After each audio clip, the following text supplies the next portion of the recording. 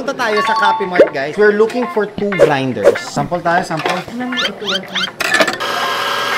Mga grinders na tayo, guys. This machine is all quite expensive, guys. Sumabot ng kaya aray ko. Masarap pero may onting acid. Tagal ko nang di nag-latte art. I'll make my first latte, muna. Pinaka-simple one. So ayun, after how many cups, nakuha na rin natin. What's up, guys? Another watch, another day. Today, very exciting, guys. Wala tayong video na. Pero today, we will be building our cafe na dito sa 31 by Gentry Timepieces. I'm trying to relive lang yung dati kong career na pagkakape, diba? We already bought a couple of yung mga equipments na kailangan natin from Coffee Mart. Shoutout sa inyo. And then, kape. Alright, so here we have our Lachimbali na M100. Napakaganda. Here we have our tamper. Meron na tayo yung knockbox natin. We have here our clean sink with rinser natin, syempre. Yan. We have here our filtered drinking water din. Tapos dito meron yung mga grinders natin. And we also have our beans na dito. Almost done na, set up. I'll just calibrate the machine right now. What's different between this machine kasi, guys? This one has a pressure profile. So usually yung mga coffee machines kasi, mga espresso machines, only straight 9 bars lang yung pressure. Pero for this one, since pressure profiling to, 3 beses nagbabago yung profile nito. For this one, let's make it a single shot. The pre-infusion is where the bloom happens. Babaan lang natin yung pressure natin for that. Let's do around 5. For the third is what we call it a delivery. Let's make it 9 bars naman yun for 15 seconds. And then yung last is the ramp down. Dun kasi lumalabas na yung body or yung bitterness ng coffee beans. So dun babawasan natin para hindi siya masyadong mapait. And let's do around 6. Siyempre, trial and error to, guys. So it will really take time for us to calibrate kung ano talaga yung best profile na pwede natin gawin dyan. Madaming profile na yung gagawin mo para lahat yung matry mo. Yes. Kada pindot ko dito, iba yung magiging lasa ng beans. Yun yung kinaganda nitong machine na to. This machine is all quite expensive, guys. Sumabot ng million to. Kaya, aray ko. Diba? This is actually my coffee machine ever since I built the Westtown's Coffee before. So, hindi ko siya binenta ever since. Kaya pala ako nag-start ng Westtown's Coffee before. Kasi gagawin ko pala siya complimentary para sa mga guest ko lang sa client. Galing ng story. Premium Highlands. Pero yung premium ground na. Pero so these are our beans naman for our pour-overs, which we will do in another session natin. Yes, however, right now we'll be focusing lang doon sa espresso natin kasi medyo madugo to. I think 3 to 4 years later on, tatry ko ulit makapag-latte art. Tingnan ko lang kung kaya ko pa. Testingin natin ngayon. Hi, Sir Henry. Ito nga pala, guys, ang pinaka-coach ko at saka mentor ko when it comes to coffee. Calibrate muna natin. Dapat 18, no? For 3 seconds. This is 12. Kulang siya. Let's try to do it. 3.5 natin. 19. So, 13.4 lang. 3.3 natin. Dami na sayang. Now, 3.3 natin. Yan. 3.2. 3.1 to. Tingin ko. 17.4. So, 3.2 nga. Pero okay na to. I think we can calibrate na with this one. Dito tayo. Stamp it.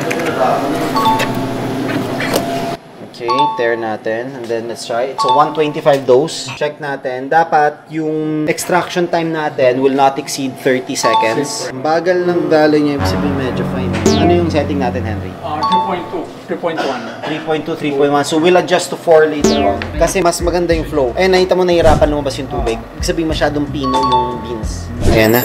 Ganda ng espresso shot. Taste agad.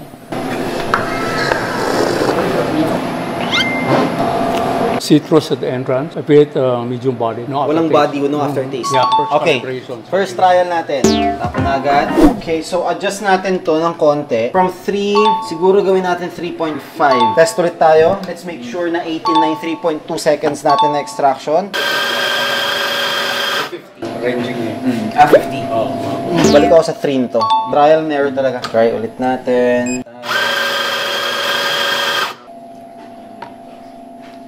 You know. That's it.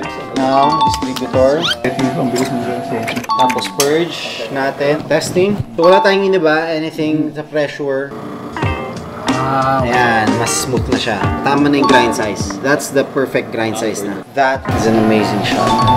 Dati sa Starbucks ka, di ba? Nakakainom ka ng espresso sa Starbucks? Yes. Inumin mo ito. Grabe.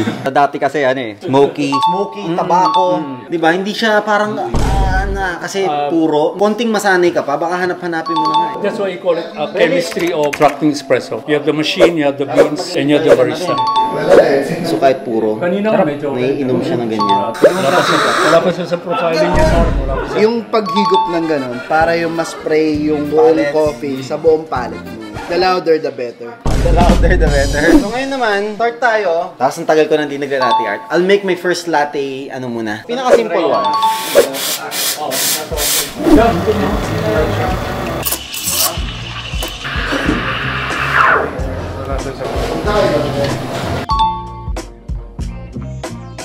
Ayun na.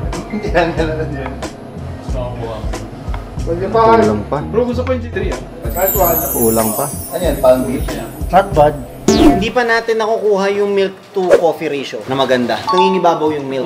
Ngayon, ang pinaka ano natin, kailangan natin makita kung masarap ba yung mismong espresso. Pang espresso ka lang talaga. Pang espresso lang, okay yun. Sarap na. So, okay na. May ano siya. Masarap pero may onting acid. Ayun, Yeah, yeah. correct. Citrusy siya, dapat. Galing. Oh boy! Tama ah. Alam mo, di ako marunong ah.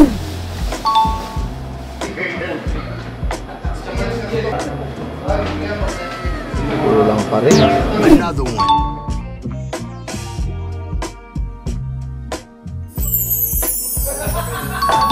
Bo! Je! Boy! Kuha na, kuha na. Hindi tayo. Kuha na, nakuha na. So yun, after how many cups, nakuha na rin natin. The right profile, the right pressure, tapos the right beans, yung dosage natin. That's what we call the parameters, guys. Done deal coffee, guys. To all our clients sa BGC. Papatigig ko sa inyo. Ako mismo gagawa. Paano ba yan? Next naman natin, mocktails. Sige. Sa ibang araw na. Alright. Bye-bye!